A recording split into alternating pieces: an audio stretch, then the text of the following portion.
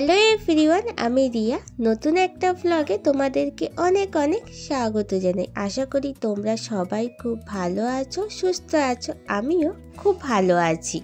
তোমরা আগের নিশ্চয়ই আমার ছোট্ট মিনি ব্লগটা দেখেছিলে, তো সেখানে আমি গিয়েছিলাম কালী পুজো দিতে। তো সবেই আমি কালকে ওই ভিডিওটা আপলোড করেছিলাম। তো কেন দেরি হয়েছিল, তো তার কারণ আমি বলেছিলাম যে আমি মাসির বাড়িতে ঘুরতে গিয়েছিলাম। তো কেন গিয়েছিলাম সেই ব্লগটা আজকে তোমাদের সঙ্গে শেয়ার করব বলে চলে এসেছি।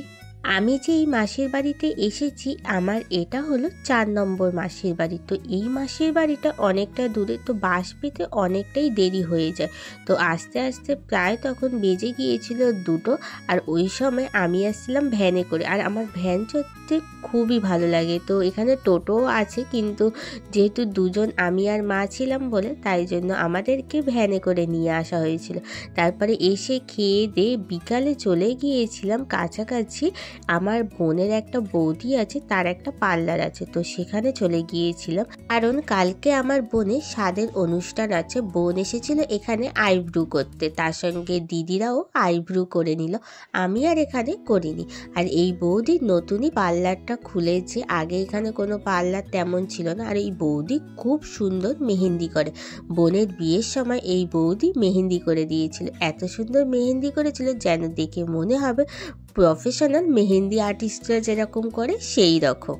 আমার এই মাসির বাড়িটা পুরোপুরি গ্রামের সাইডে, আর আমার গ্রাম দেখতে খুবই ভালো লাগে। আগের দিন যখন মাসির বাড়িতে আসছিলাম গাড়িতে এতটাই ঠান্ডা লেগে গিয়েছিল, আর এখানে এতটাই ঠান্ডা রাত্রিবেলায় পড়েছিল যে আমার সর্দি আর কাশি দুটোই হয়ে গিয়েছিল। তো ভেবেছি তাড়াতাড়ি রাত্রিবেলায় ঘুমিয়ে পড়বো, ঘুম থেকে উঠে এই কুয়াশায় ঢাকা গ্রামটা একটু ঘুরে দেখবো। তাই জন্য আমি আর দিদি দুজনে মিলে চলে গিয়েছিলাম এই কুয়াশায় ঢাকা গ্রামটা ঘুরে দেখতে। মাসির বাড়ির এখানের এই কাঠের পোলটা আমার খুবই ভালো লাগে। ভেবেছিলাম এই পোলের ওপর দাঁড়িয়ে একটুখানি ছবি তুলবো, যেহেতু একটু আসতে দেরি হয়ে গেছে আর এখানকার গ্রামের মানুষেরা তাড়াতাড়ি উঠে যায়, তাই জন্য এখান থেকে অনেকই গাড়ি যাচ্ছিল বলে তাই জন্য আর ছবি তুলতে পারিনি। কিন্তু গ্রামটা পুরো কুয়াশায় ঢাকা ছিল, খুবই ভালো লাগছিল দেখে। কিছু ছবি তুলে তাড়াতাড়ি চলে আসলাম, কারণ বোনের অনুষ্ঠান তাড়াতাড়ি আরম্ভ হয়ে গিয়েছিল তাই জন্য। কারণ সকাল 10টার মধ্যে বোনের এই অনুষ্ঠানের শুভ সময় ছিল, তাই জন্য তাড়াতাড়ি বাড়ি চলে আসলাম। এরপরে আর একটা অনুষ্ঠান দুপুরবেলায় হবে, তো তার জন্য আমরা দুজনে তাড়াতাড়ি স্নান করে আমি আর দিদি দুজনে মিলে চলে গিয়েছিলাম। এখানকার একটা মঠ আছে, তো সেই মঠে আসার তাড়াতাড়ির কারণ হলো বোনের একটা অনুষ্ঠান তো সকালে হয়ে গিয়েছিল, যেখানে ফল আর মিষ্টি দেওয়া হয়েছিল, সেটা হলো শুভ সময় ছিল। আর একটা যে দুপুরে অনুষ্ঠান হবে সেখানে যে খাবার দাবারগুলো সেইগুলো সবাই মঠেই হয়েছিল।